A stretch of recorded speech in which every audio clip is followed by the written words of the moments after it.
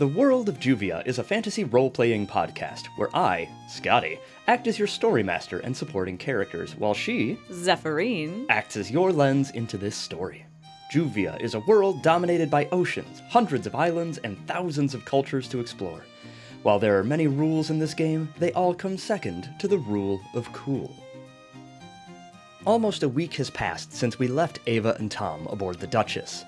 5 days of sailing on the tub current around the Harvest region led the Duchess to break free of that wonderful and easy passage, making sail for 36 hours of extremely rough seas.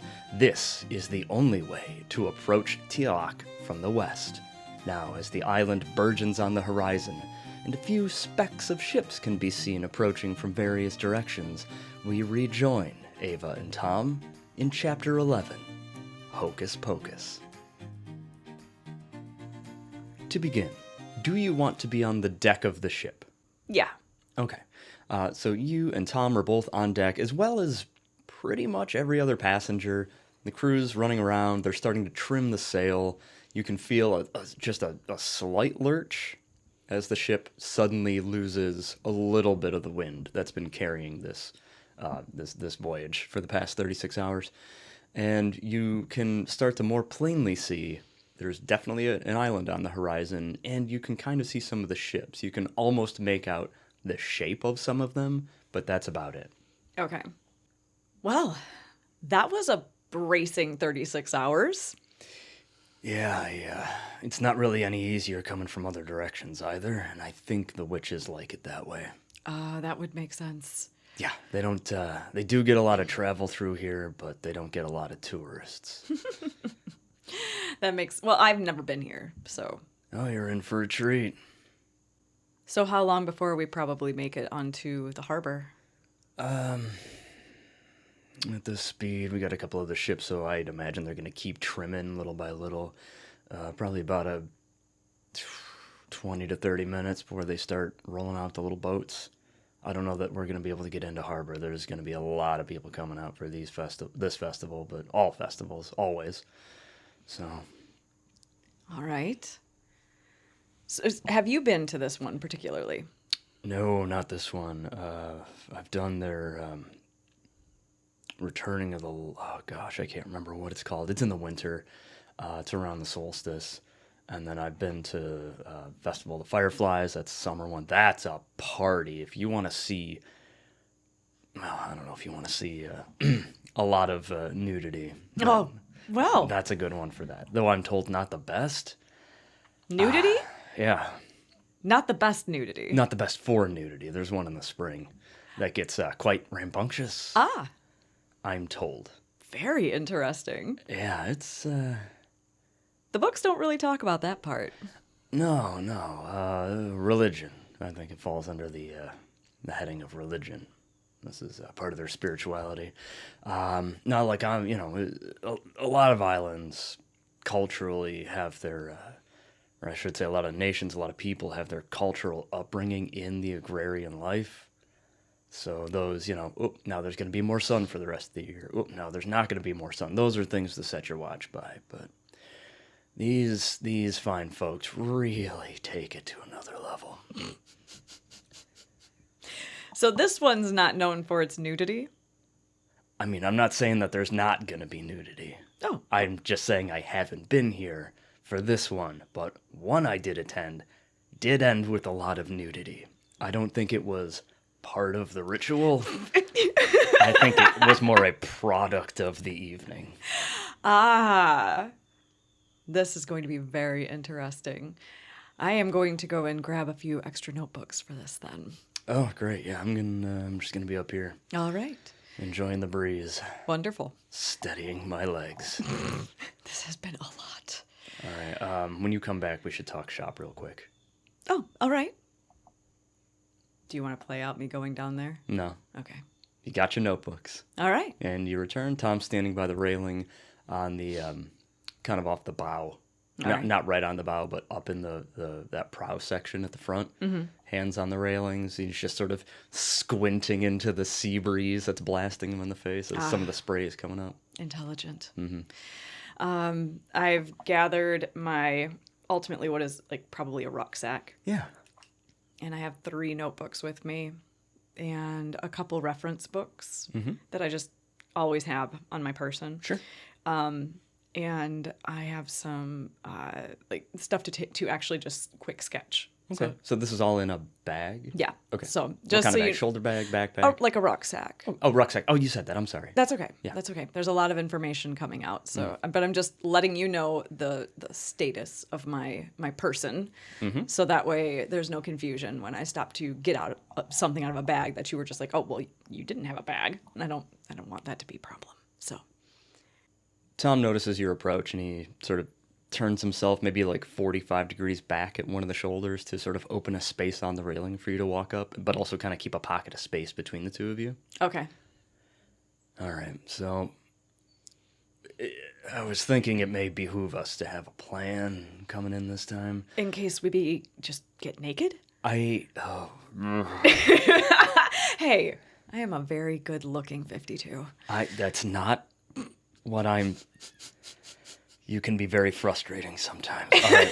I'm saying from last time on Barrel Hall, we didn't necessarily make a plan of how to get off the island, so we should have maybe a default plan, and if we have to pivot, then maybe we pivot. Well, the intention is to find Rince and just see what's he's about. The confusion that I keep coming under is this list of people. They're all being murdered. Well, one of them is. That's not really everyone, but somebody else on the list did the murdering.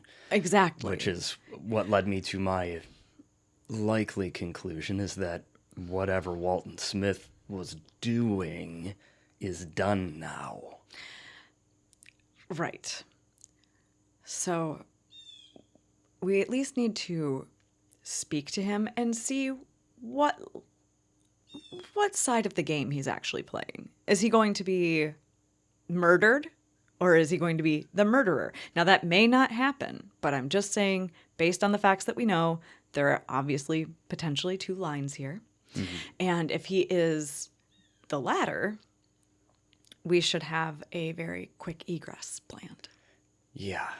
There's also the question of, does he know that he's some sort of linchpin in this? Did Walton Smith know? Walton Smith definitely did not know. And if he did, he played a very good idiot. Okay. Well, I'll leave the questions up to you. You're clearly better at this. All right, so what would be our quick egress? And if it is not necessary, we should find when this ship intends to leave again. I've already talked to our captain. Oh, I don't Captain know 2. when they switch. Anyway, I talked to the captain, and I already got us passage on to the top end of the current. So this will take us up and around. Not much else going on. A few small islands whose names escape me because they're really just a place to stop, reload your water, and keep going. All right. There's nothing else that we need to hit on this loop. Okay. But they are continuing on in that loop. So if we're out the money for that trip, we're out the money for that trip. Sure. You know what I'm saying? When are they departing? 3 days after we... Okay. Well, we could just lay low and watch and not immediately engage with this individual. Sure. And that might open up other possibilities of who else might be on the island and are they on the list? Who are his contacts? What is the flow of this? Is he even going to be conducting any of this business during this festival?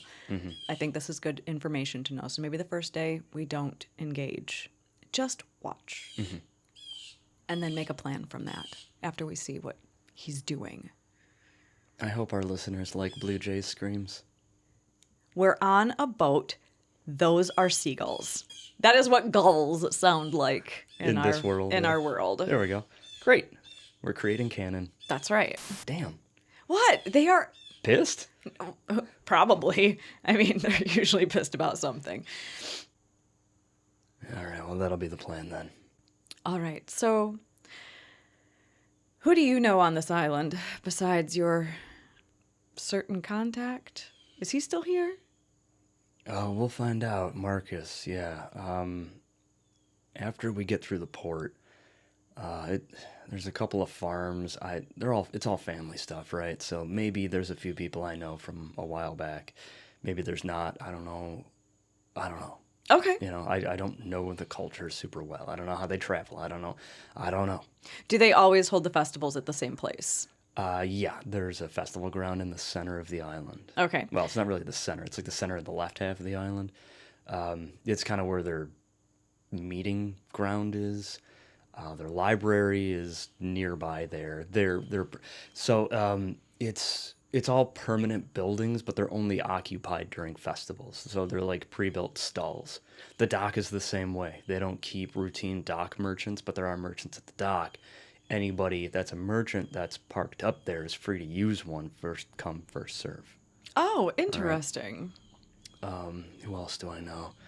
I mean, I don't know who's still in charge, but I might know their leader if that's helpful. Oh, just curious of who you know. Who are our contacts? Where do we go? Well, I say we get a little tour of the island after if we just make a beeline. I mean, not rush, but just move in a straight line. Mm-hmm. Try to find Marcus's bar. It's at the meeting ground, at the festival ground. Okay. But he does live up in the hills, if you want to call them. They're like low mountains, maybe, rocky hills. All right. But yeah, And where do you stay? you stay wherever. Some people will open their homes to you.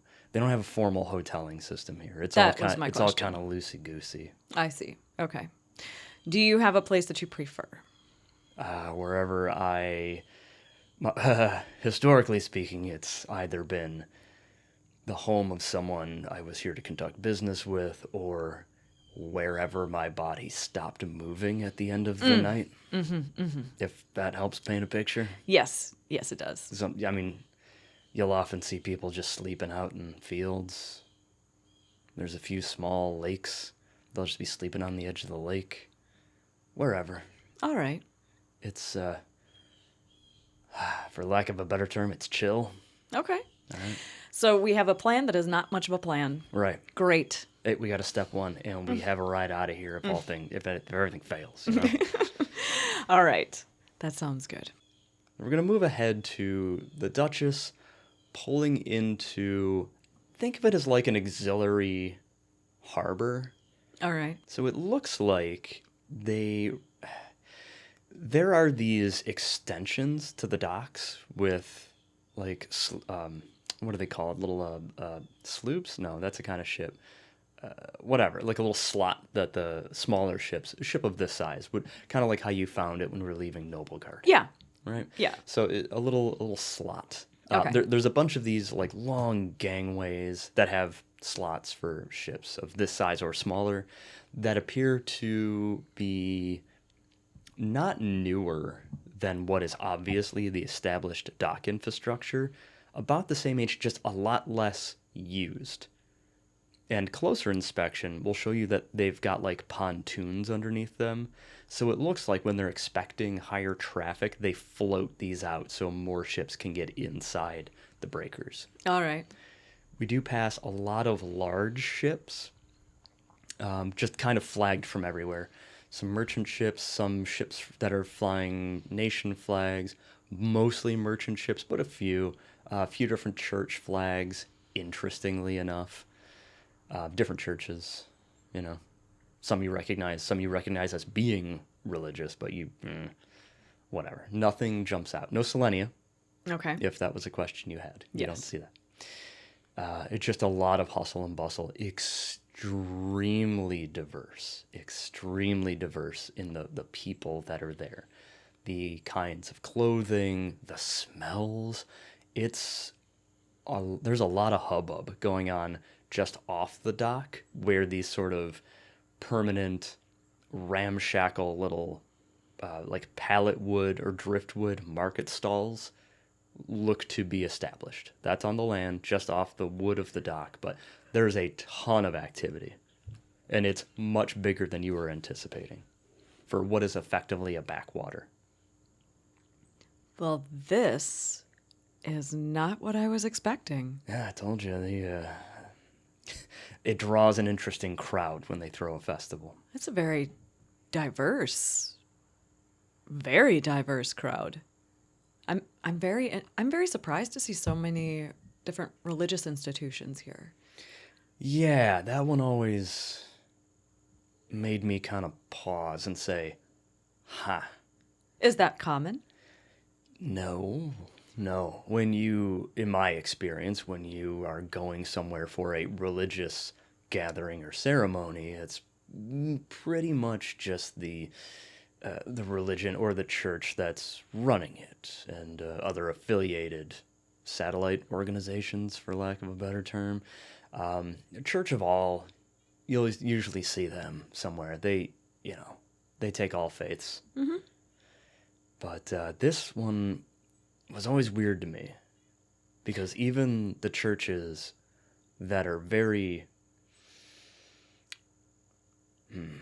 into their own craft, shall we say, Sure. come out for this. And he points to one as we're now disembarked from the ship, walking off the dock extension onto the permanent dock area. Tom points to one of the tall ships that's anchored out beyond the breakers, too big to come into port. He points out, like, there you go, Church of Tal. They're a smaller church, but they've been around a long time. And yeah, I don't know, I see them every time I come here. Never had a problem with them either. So it is common to see so many various religions at one of these celebrations. Here, yeah, but only here. It's weird, right? And with all of the said debauchery that apparently comes up, it's going to make an interesting story. I don't know that they're all like that. It has just been my limited experience. Okay. Well, I'm picking up pieces of a puzzle. All right. Now off the docks, onto the island proper, and give me a high-low on a D20. What's it for? Just anything? It's just a high-low. Just a high-low. Yeah. All right. It's on the edge. Hold on. How about an 8? Okay, you are overwhelmed with the smells. So it's loud. The crowds are thick. There's tons of like buzzing coming and going. And it's more the fragrance. It's all of the different incenses that are super strong and swirling together. There's food being cooked with all manner of different kinds of spices. Imagine you've walked into the hallway of an apartment building and everybody's cooking a different style of food, and all those spices come together. I'm not saying they come together in like a nice way. I'm just saying that they're all there They just at come the together. same time. Yeah. Kind of like that. So it's a little like head swirly-y.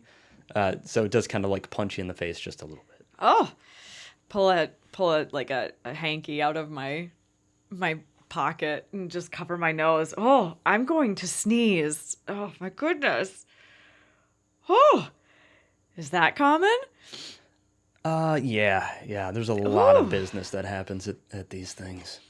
Some interesting high spice notes on every edge of my olfactory system. So Tom's gaze remains focused off to the side as he continues to walk next to you.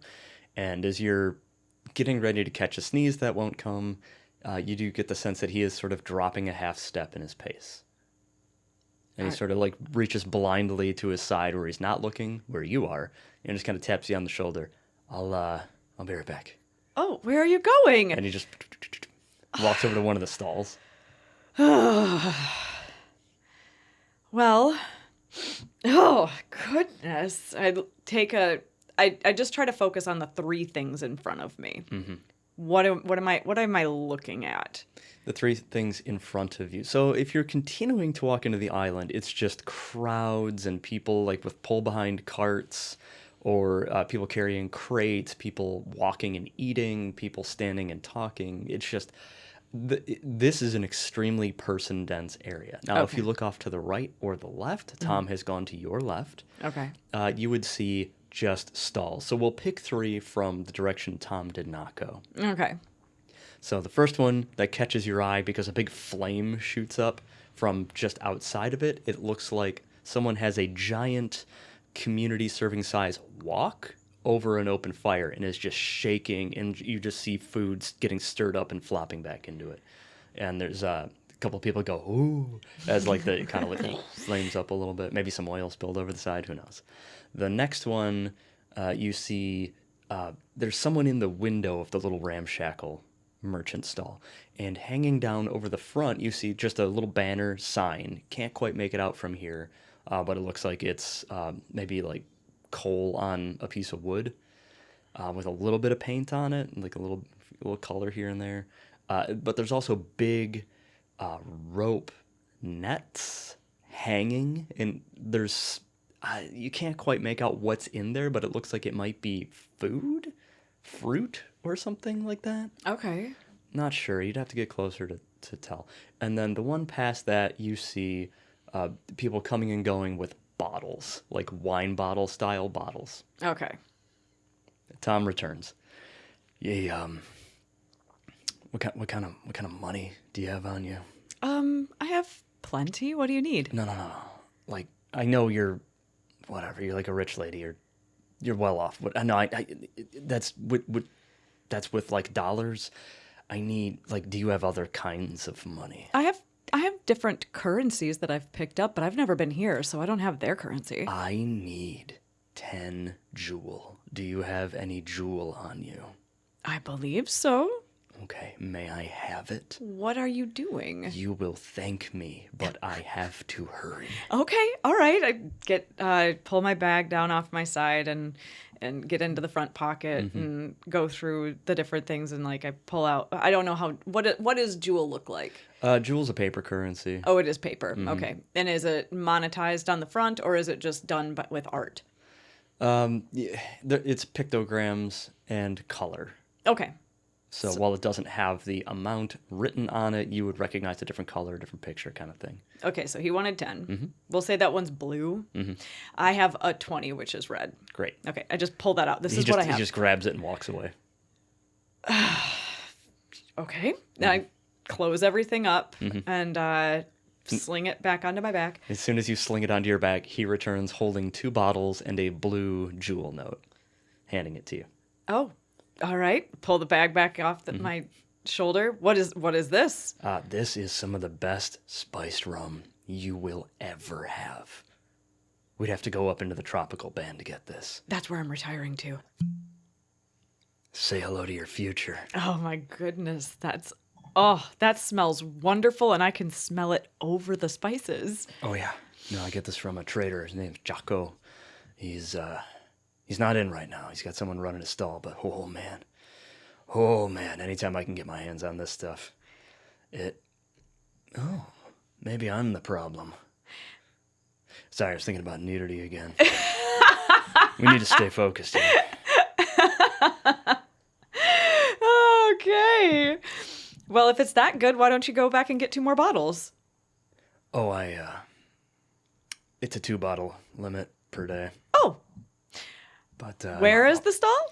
He just points straight off to the side where he came from. I sling the bag on my back and walk over with my 10 jewel. All right. There's a young man there. He doesn't speak. You're not sure if he doesn't speak this dialect. You're not sure if he can speak. He just uses hand signals. Okay. I hand him the note.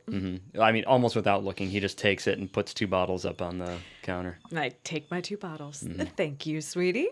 He smiles and nods, and he moves right on to the next customer. I set my bag down and I put 3 bottles in my bag. This is going to be very heavy. Here we go. All right, let's boogie. All right. So, wandering through, is there anything else of note as far as like interesting vendors? Is there anything you're looking for? Not necessarily. At this point, I'm looking at a second bag to make Tom carry. Sure. Give me investigation. What is that? Is investigation even a skill? It can be in our game. Well, I guess it's more of just like looking. All right, I'm Right. So perception. perception check. So you have advantage. Everyone roll roll a perspective. That's a 10. Okay, roll again. And 11. Hey, we got there. So yeah, 15 will get it done. Yeah, you find a place that sells bags. Okay. And furthermore, you find whatever it is you're looking for Okay. within reason. All right. Well, Okay. that's fine. It's just another like larger backpack style bag, like mine, but big enough to hold the bottles. Sure. And more stuff, whatever I find. Yep. And you find the price to be surprisingly reasonable. Oh, It's a little on the high end, but like, yeah, this is what this should cost. yeah. Yeah. Okay, great. It's interesting. You would expect it to be gouged like Sure, at a place like this. exactly. Yeah. Exactly. So But I'm no. kind of mentally taking that of like, this 10 jewel is not that much, really. No. And for this to not be that expensive, it's kind of making me going to be very aware of looking at things now. Like, why? Why aren't you gouging? Why aren't you doing festival prices on things? So just Exactly. going to be watching for that. Okay. All right. I move the bottles into that bag and I hand it to Tom. Tom slings it over his shoulder lazily. Thank you. All right. All right. Now, beeline to the center of the island. Yeah, just stick with me till we get out of the crowd. Stay behind me. And he just sort of uses his wiry frame to kind of... I don't know what that noise was. Wiggle, wiggle, wiggle. He uses his wiry frame to sort of snake through the crowd. You don't have any trouble keeping up with him, but you do get visually separated from him from time to time. Okay. It feels like you're covering a lot more space than you thought. Yeah. Like this crowd continues and continues.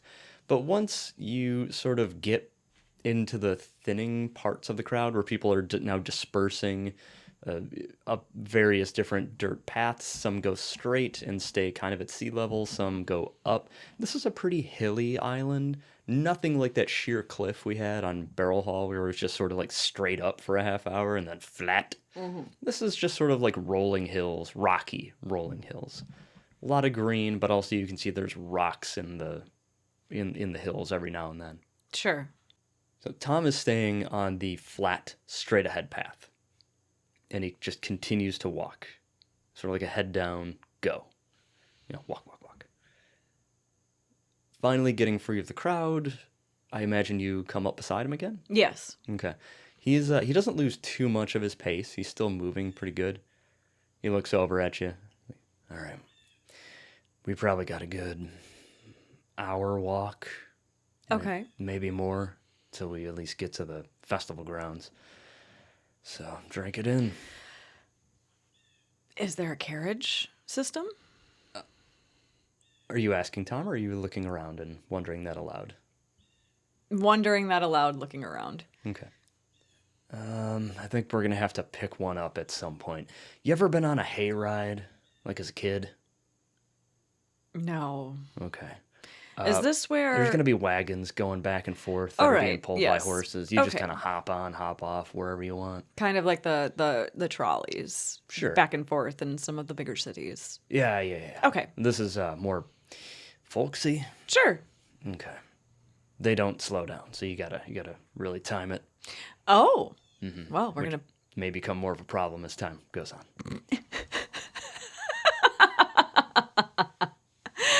Oh, well. All right. Let's start walking then. And walk you do. Walk, walk, walk, walk, walk. Things you see. Coniferous trees. Lots of sheep dotting the hillsides as you go. You also occasionally pass some farms that are a little closer to the road, I guess where the land is lower in topography. There you might see a cranberry bog. You might see a large patch of water-demanding crops. But for the most part, little stone cottages, wooden structures, those are all up high. Way in the distance, hard to really make out anything other than you can see where there's like pasture fencing. This is incredibly quaint and adorable. Yeah. Some of the other islands in this region are a lot like this. But this is like a little slice of low stress. Yeah. It's very sweet. Very green. Very clean air. Yeah. Yeah. Occasionally you'll smell a poop. Oh, But that happens with animals. yeah. Hopefully it's an animal. A compost or a manure pile or something like that. But for the most part, yeah, this is some of the cleanest fresh air you'll smell in this part of the world. It's wonderful. Not bad here. I see why your friend likes it. I was just thinking that I can see why Marcus retired here. It's wonderful. I would probably come back when there isn't a festival just to see the pace. Yeah. I've been here once when it wasn't a festival. It's just kind of like this. Mm-hmm. People live their lives, though. Yeah. They don't even bat an eye when you're clearly not from here. It's like you're from here. Very interesting. This would make a wonderful piece. I'm going to have to consider this. Yeah. You do what you need to do. Time rolls on. You don't see a cart, but eventually you do start to enter an area where instead of a dirt road, it looks like there's the beginnings of flagstone set in the road. Oh, we must be getting close to something. Yep, just past that clearing, we're going to kind of bank around to the right here, and then it's going to open up. All right. And true to his word, it does. So you take that sweeping bank to the right, you clear a small thicket of trees on the flagstone road, and then boom. What you have is a gigantic festival space, all stoned in on the ground with flagstone that looks like it's in circles radiating out from a center point. There's small stone cottages all over the place here that look like a mix of those driftwood market stalls you saw on the shore, mixed with kind of like the cottagey home-like structures you've seen so far. I kind of stand in awe of how beautiful it is and how big it is. And I just kind of check the pace to see if there's a place that I can pop off to the side, and I'm going to take out my sketchbook and I'm going to draw it very quickly. Just a very quick sketch for my own reference for writing a story. Yeah, of course. And as you're walking and doing this, you pop your head up every so often to look around. There's a little bit of bustle, nothing anywhere approaching what you saw on the docks. Okay. But it looks like there's people, mostly locals, that are moving the occasional little wooden crate from building to building, or carrying various states of prepared foods or fruits or things like that in bowls or over their shoulder. Somebody comes by carrying a lamb that looks like it's been butchered and ready to go on a fire, like a whole lamb that's been processed, just slung over their shoulder. So it looks like this is some setup going on. Okay. You do see the occasional little hand truck of wood coming in, passing you, going towards at least the direction of the center, if not going past it. Okay. Hard to say. So I've pulled out my sketchbook, put my bag back on my back, and I can sketch and walk. I've been doing this for a long time. But as I start to sketch, I look over to Tom and be like, okay, now what? Now what are we doing? Oh, just keep moving. We're looking for Marcus's place. Okay. I just follow behind him because it is somewhat open and not too bustly, and just sketch as I go, following him. Mm-hmm. And weaving your way through, you see more of the same. It's almost like this activity is in pockets, because it's not like evenly distributed people walking from A to B to C. It's kind of in some areas it's busy, other areas, nothing going on. And the festival isn't for... The festival proper is tomorrow. Tomorrow, okay. But the party's at the harbor. So far. So it looks like a lot of people are arriving right now. Okay. And after 10, 15 minutes of snaking your way through these buildings, you do approach what looks like the center, where all the stones appear to be radiating from, that are set into the ground. But in the center is a gigantic, almost, think of like the base of a fountain, Mm-hmm. It's stacked stone that's been masoned in. So this is a permanent fixture at the center. And you see people bringing in timbers and other various sizes of dried wood. Okay. So it's just a gigantic fire pit. Looks like it. I'm taking it all in. I'm sketching, and I'm thinking how I'm going to, like, just putting little notes on the side of how I'm going to present this in an article, because this is my first time here, so I have to do a firsthand account of the first time I've been anywhere. So, also, I probably would have pulled all of my information and created notes for Barrel Hall as well. Mm-hmm. So, of course, when we were on our travels, we just didn't discuss that because we picked up being on port. So right. I just want to. So if you need to go back and reference that, you have that information. Exactly. Okay, great. Awesome. Thank you. Mm-hmm. All right. So just off the center, Tom sort of turns his trajectory, and he takes a few steps in front of you and turns to face you. Thumbs over his shoulder at a sort of it's got the front profile of most of these other buildings. Each one looks similar, but it's definitely unique in different ways. This one is just, it's the same front profile, but it's really long. And it juts out away from the center, but it does face the center. And it's in the immediate ring of buildings. Okay, so it's just like a long rectangle going down, and it stays the entire building is within the circle? Oh, totally. Okay. I mean, you'd have to walk 20 minutes to get to the outside of the circle. Yeah, okay. Yep. So, but it's just comically long compared to everywhere else. Yes. Okay. Not to say that it's cartoonishly long, it's just it's very noticeably longer than any other building you've seen. Okay. And it has, as some buildings have, either mounting for a sign or permanent signs.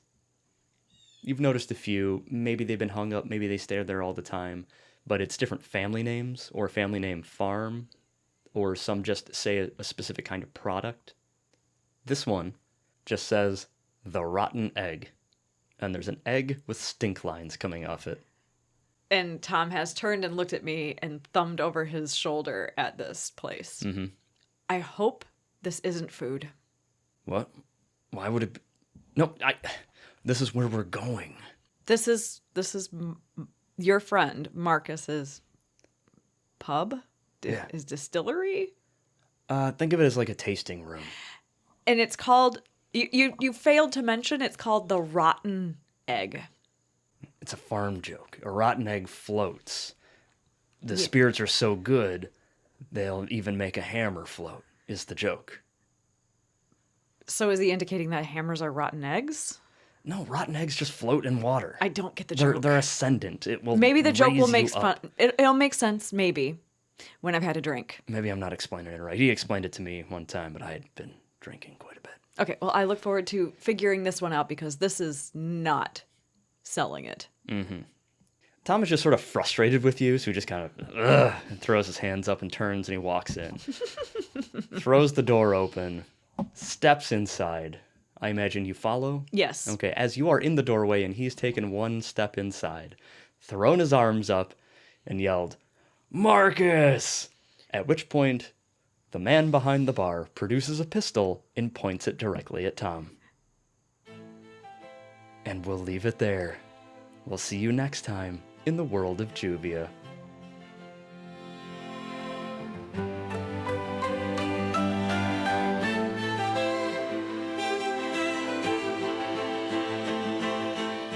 If you enjoyed what you heard and want more, you can head over to patreon.com/thebardscottage to find outtakes and bonus episodes from this show.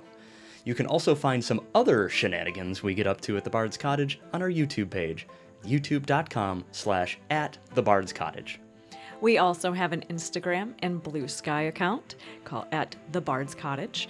And if you would just like to engage with us there, that would be great too. Oh, and if you're listening to this on any podcast platform that allows you to rate and review, please do so. And if it lets you put anything other than a 5, your phone's broken. Don't